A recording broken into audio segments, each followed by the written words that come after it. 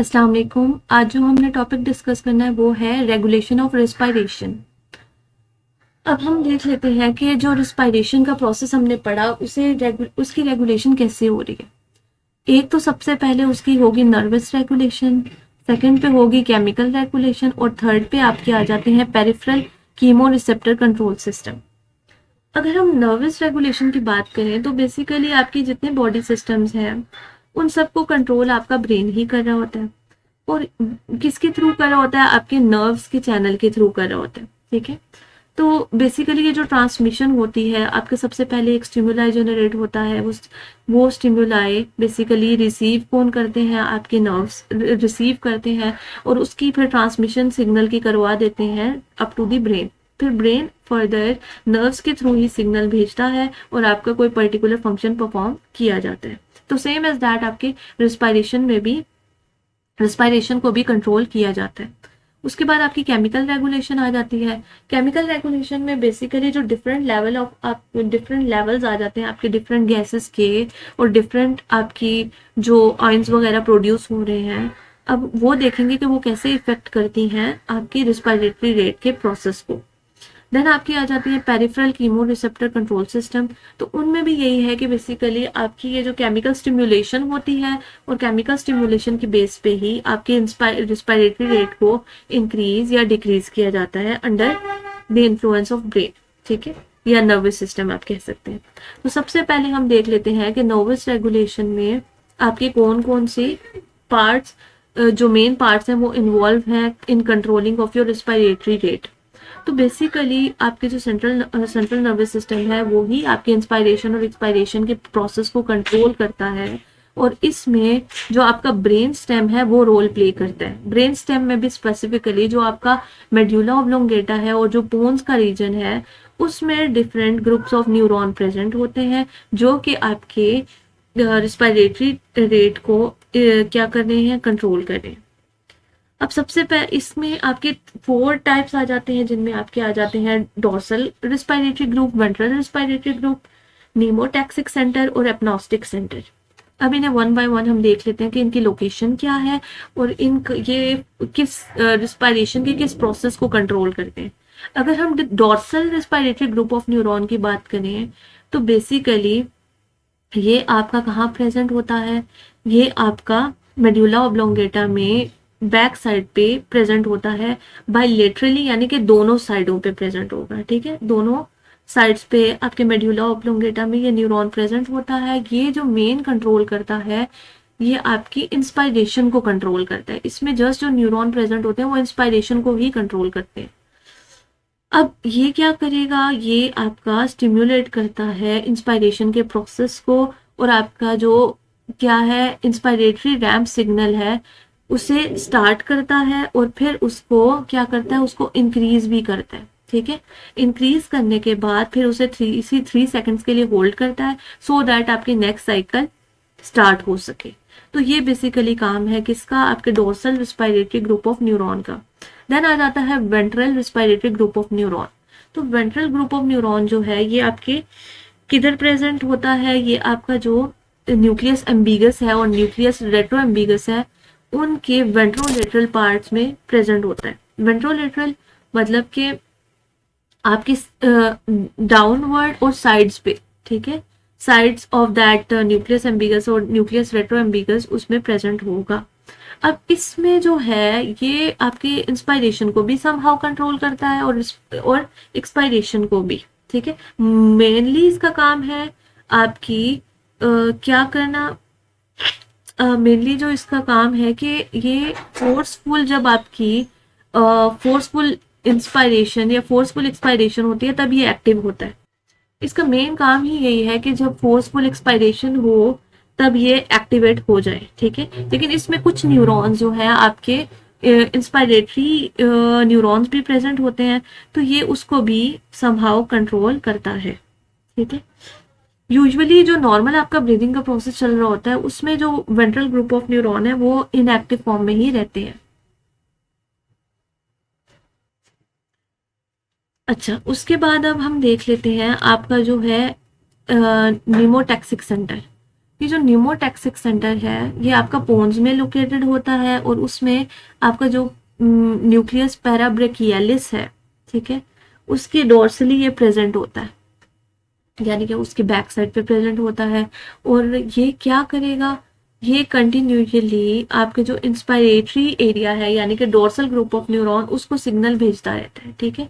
उसे कौन सा सिग्नल भेजेगा, उससे भेजेगा स्विच ऑफ करने का सिग्नल, कि आपने सर्टेन टाइम के बाद स्विच ऑफ होना है सो दैट एक्सपायरेशन का प्रोसेस हो सके। तो ये जो आपका सिग्नल सेंड करता है वो लास्ट रहता है फॉर 0.5 सेकेंड्स। और अगर तो ये हाँ, अगर तो ये स्ट्रॉन्ग सिग्नल भेजेगा नीमोटैक्सिक सेंटर तो ऑब्वियसली आपका जो इंस्पायरेशन है रोकता है उसे, तो आपका जो इंस्पायरेटरी रेट है या आपका रिस्पायरेटरी रेट है वो क्या हो जाएगा, इंस्पायरेटरी रेट इंक्रीज करेगा और आपका जो इंस्पायरेशन है वो क्या कर जाएगी, वो लेस टाइम के लिए स्टे करेगी यानी कि 0.5 सेकेंड्स। और अगर तो ये सिग्नल क्या है, वीक है, ठीक है, नीमोटैक्सिक सेंटर ने वीक सिग्नल भेजा है, तो आपकी प्रोलॉन्ग रेट ऑफ इंस्पायरेशन होगा, प्रोलॉन्ग रेट ऑफ इंस्पायरेशन होगा तो आपका जो रिस्पायरेटरी रेट है वो क्या हो जाएगा, वो डिक्रीज हो जाएगा। तो बेसिकली दो बातें इसमें याद रखनी है कि एक तो ये कि लिमिट करता है रेट ऑफ इंस्पायरेशन को, ठीक है, अगर ज़्यादा इधर से सिग्नल जाएंगे तो जो इंस्पायरेशन है वो डिक्रीज कर जाएगी और जो रिस्पायरेटरी रेट है उसे ये इंक्रीज कर देता है। अब हम देख लेते हैं एपनॉस्टिक सेंटर को। एपनॉस्टिक सेंटर जो है वो आपका लोअर पोन्स में लोकेट करता है, ठीक है। अब ये क्या करता है, ये भी आपके डोर्सल ग्रुप ऑफ न्यूरॉन को सिग्नल भेजेगा और किस चीज के सिग्नल भेजेगा, सो दैट प्रिवेंट किया जा सके स्विच ऑफ वाले प्रोसेस को, ठीक है। ये बेसिकली उस स्विचिंग ऑफ को प्रिवेंट करता है। अगर ये स्विचिंग ऑफ को प्रिवेंट करता है तो ये बेसिकली क्या करेगा, ये नीमोटैक्सिक के ऑपोजिट काम कर रहा है। मतलब ये जो ड्यूरेशन होगी इंस्पायरेशन को उसको इंक्रीज कर देगा, यानी कि आप डीपर इंस्पायरेशन लेंगे, ठीक है, डीप इंस्पायरेशन होगी, प्रोलॉन्ग इंस्पायरेशन होगी और जो आपका रिस्पायरेटरी रेट है उसे ये क्या कर देगा, उसे डिक्रीज कर देगा, स्लो डाउन कर लेगा। तो डीप इंस्पायरेशन में बेसिकली आपका एपनॉस्टिक सेंटर रोल प्ले करता है। अच्छा, उसके बाद जो है ये तो आपके आगे नर्वस रेगुलेशन, उसके बाद हम देख लेते हैं कि केमिकल रेगुलेशन में कौन कौन से केमिकल या कीमो रिसेप्टर्स इन्वॉल्व, ठीक है। तो बेसिकली जो कीमो सेंसिटिव एरियाज हैं ये आपके या कीमो रिसेप्टर्स वो रिसेप्टर्स होते हैं जो बेसिकली केमिकल्स की बेसिस पे स्टिम्युलेट हो जाते हैं और फिर आपके फर्दर सिग्नल्स भेजते हैं ब्रेन को और आपका फिर उस प्रोसेस की रेगुलेशन की जाती है। तो अब आपके जो कीमो सेंसिटिव एरिया हैं वो बेसिकली आपकी ऑक्सीजन और कार्बन डाइऑक्साइड के लेवल्स के लिए लेवल्स पे क्या होते हैं, उन पे बेस्ड कर रहे होते हैं। और जो आपकी जैसे हाइड्रोजन आयंस हैं जो रिलीज हो रहे होते हैं जब आपका जो कार्बोनिक एसिड है वो ब्रेक डाउन होती है उसकी और वो पॉजिटिव आयन में और बाइकार्बोनेट आयन रिलीज करता है। तो ये बेसिकली जितने आयंस बन रहे हैं ये बेसिकली स्पेसिफिक आपके जो कीमो सेंसिटिव एरिया उनको स्टिम्युलेट करते हैं और उसके रिजल्ट में फिर आपकी जो रेट है ऑफ रिस्पायरेशन उनको आइदर इंक्रीज और डिक्रीज किया जाता है। इफेक्ट ऑफ अगर हम देखें आपका हाइड्रोजन और carbon dioxide on chemo sensitive area, तो उसमें यही है कि जो हाइड्रोजन आयंस हैं वो उनकी अगर कह लें कि उनका कीमो सेंसिटिव एरिया पे अलोन वो इफेक्ट नहीं कर सकते। क्यों? क्योंकि वो ब्लड ब्रेन बैरियर को क्रॉस इजीली नहीं कर सकते, जबकि जो कार्बन डाइऑक्साइड है वो इजीली क्रॉस कर देता है ब्लड ब्रेन बैरियर को। और वो अगर ब्लड ब्रेन बैरियर को क्रॉस करता है तो देन ही वो सेंस किया जाएगा कीमो सेंसिटिव एरिया में और फिर वहां से उसकी रेगुलेशन होगी। अगर हम effect of blood carbon dioxide की बात करें तो carbon dioxide easily blood brain barrier को तो क्रॉस कर लेता है और वहां फिर इसका जो है क्या होगा, वहां पे इसका रिवर्स प्रोसेस होता है और आपका कार्बन डाइऑक्साइड वाटर के साथ कंबाइन होकर आपका हाइड्रोजन आयन और जो बाइकार्बोनेट आयन है वो रिलीज कर देते हैं। अब ये हाइड्रोजन आयन बेसिकली ये स्टिम्युलेट करता है कीमोसेंसिटिव एरियाज को, और बेस्ड ऑन दैट फिर आपका जो है क्या रिस्पिरेटरी रेट इफेक्ट होता है। ठीक है,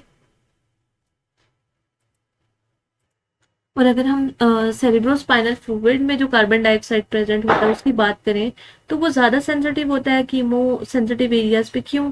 क्योंकि उधर जो प्रोटीन बफर्स हैं वो कम होते हैं। ठीक है, तो ज़्यादा अमाउंट में आपका कार्बन डाइऑक्साइड वहाँ पर प्रेजेंट होगा, बफर सिस्टम तो नहीं होंगे वहाँ पर, तो इस बेसिस पे वो वहाँ पर कीमो सेंसिटिव एरिया को ज़्यादा इफेक्ट करते हैं। तो बेसिकली आपकी रेगुलेशन यही है कि आपकी ये जो कीमो रिसेप्टर्स हैं, पल्मोनरी रिसेप्टर्स हैं, और जितने भी रिसेप्टर्स हैं वो रिसीव करेंगे सिग्नल्स। ठीक है, कोई भी केमिकल सिग्नल, कोई भी केमिकल चेंज, उसे सेंस करने के बाद आगे सिग्नल फॉरवर्ड कर देंगे via neurons to the brain central controller, जो कि आपका पोन्स और मेड्यूला ऑब्लोंगेटा है, और कुछ और भी पार्ट्स हैं ब्रेन के। ठीक है, अब वहां से फिर सिग्नल आएगा किधर? न्यूरॉन्स के थ्रू ही आएगा आपके इफेक्टर्स पे। इफेक्टर्स आपके कौन से हैं? वही आपके मसल्स, और जितने भी आपके मसल्स हैं फिर उनकी बेसिस पे आपकी रेट ऑफ इंस्पायरेशन को कंट्रोल किया जाएगा। ठीक है, उसके बाद आपके आ जाते हैं function of respiration. Function main आपका यही है गैशियस एक्सचेंज का, ऑक्सीजन को इनहेल करना, कार्बन डाइऑक्साइड को रिमूव करना। अब ड्यूरिंग दैट प्रोसीजर आपकी ये जो प्रोसेस हो रहा होता है वही जो कार्बन डाइऑक्साइड वाटर के साथ मिलके आपका कार्बोनिक एसिड बनाता है। कार्बोनिक एसिड फिर फर्दर डिसोसिएट होता है, तो ये एक बफर सिस्टम को मेंटेन करते हैं। ठीक है, और उसकी बेसिस पे आपका जो एसिड बेस बैलेंस है उसको मेंटेन किया जाता है। अब बेसिकली एसिड बेस बैलेंस को हम पीएच से पीएच के टर्म्स में भी देखते हैं। अब जब आपकी हाइड्रोजन आयन की कंसंट्रेशन ज़्यादा हो जाती है तो आपका एनवायरनमेंट एसिडिक हो जाता है। जब उसकी कंसंट्रेशन कम हो जाती है तो आपके पास बेसिक एनवायरनमेंट आ जाता है। अब जो आपकी ब्लड की पीएच है उसको मेंटेन रखने के लिए क्या जाता है कि जब हाइड्रोजन आयन की कंसंट्रेशन ज़्यादा होने लगती है तो इस प्रोसेस को रिवर्स कर दिया जाता है और आपके पास कार्बोनिक एसिड बनना स्टार्ट हो जाता है। और जब आपके पास बेसिक कंसंट्रेशन हो जाती है आपके ब्लड की तो फॉरवर्ड रिएक्शन करवा दिया जाता है और आपके पास बाइकार्बोनेट और आपके पास हाइड्रोजन आयन रिलीज हो जाते हैं। और इसी बेसिस पे आपकी जो ब्लड है और आपका इंटरस्टिशियम है उसकी पीएच को और उसके एसिड बेस को बैलेंस किया जाता है। अब मेंटेनेंस ऑफ टेम्परेचर की बात करें तो ये कार्बन डाइऑक्साइड जब मूव आउट करती है तो अपने साथ हीट को भी क्या करती है? हीट को भी रश आउट करवा देती है ड्यूरिंग एक्सपायरेशन प्रोसेस। एक्सक्रीशन की बात करें तो बहुत सारे ऐसे मॉलिक्यूल्स हैं जो बॉडी में प्रोड्यूस होते हैं, जैसे अमोनिया है, कीटोन बॉडीज हैं, अल्कोहल है, एसेंशियल ऑयल्स हैं। ये सारे भी क्या हो रहे हैं? ये सारे भी रिमूव और एलिमिनेट कहाँ से हो रहे हैं? ये आपके एलिमिनेट आपकी लंग्स के थ्रू हो जाते हैं। उसके बाद है role of respiration in circulation, कि सर्कुलेशन में भी कौन कौन से पॉइंट्स हैं जहां पर ये रोल प्ले करता है। तो उसमें ये विनस रिटर्न में रोल प्ले करता है और ब्लड प्रेशर में। अब जब आपकी इंस्पायरेशन होती है और इंट्राथोरेसिक प्रेशर रिड्यूस होता है तो ये लीड करता है, ये एक इम्पॉर्टेंट फैक्टर है जो कि इंक्रीज करता है आपके वीनस रिटर्न को। और वीनस रिटर्न जब भी इंक्रीज होगा तो आपका स्ट्रोक वॉल्यूम इंक्रीज होगा, स्ट्रोक वॉल्यूम इंक्रीज होगा तो आपका कार्डिक आउटपुट इंक्रीज होगा और अल्टीमेटली आपका बीपी जो है थोड़ा सा रेस हो सकता है। अब ब्लड प्रेशर की बात करें तो ब्लड प्रेशर को भी क्या होता है कि आपका अगर ब्लड प्रेशर इंक्रीज होगा तो बेसिकली आपकी किस स्टेज में होता है? ड्यूरिंग लेट एक्सपायरेशन और अर्ली एक्सपायरेशन, इसके दौरान में आपका ब्लड प्रेशर रेस हो जाता है। प्रोटेक्टिव फंक्शन की अगर बात करें तो आपका कफ रिफ्लेक्स आ जाता है। कोई भी चीज आपकी अगर ट्रकिया के अंदर मूव कर जाए, वेंट पाइप के अंदर, तो आपको कफ स्टार्ट हो जाती है, तो वो एक तरह से आपको प्रोटेक्ट कर रही होती है। अगर उसके अंदर कोई इन्फेक्शन हो जाए या म्यूकस की कंसंट्रेशन बढ़ जाए या कोई भी पस हो जाए या फ्लूइड आ जाए तो आपका कफ रिफ्लेक्स स्टार्ट हो जाता है, जो कि आपके आपका रेस्पिरेटरी ट्रैक है उसे क्लीन करने में हेल्प करता है। सेकंड आपका स्नीजिंग रिफ्लेक्स आ जाता है, वो भी एक प्रोटेक्टिव एक्शन है। थर्ड पे आपका रोल आ जाता है, role of epiglottis during swallowing. तो बेसिकली ये फ्लैप जो है एपिग्लोटिस का ये कवर कर लेता है आपकी वेंट पाइप को, सो दैट आप इजीली चीजों को स्वॉलो कर सको और कोई भी चीज आपके ट्रकिया के अंदर मूव ना करे। ठीक है, तो ये बेसिकली आपकी जो था ये सारा हमने आज किया रिस्पायरेटरी सिस्टम का। नेक्स्ट हम जो है स्किन को पढ़ेंगे अपने नेक्स्ट लेक्चर में।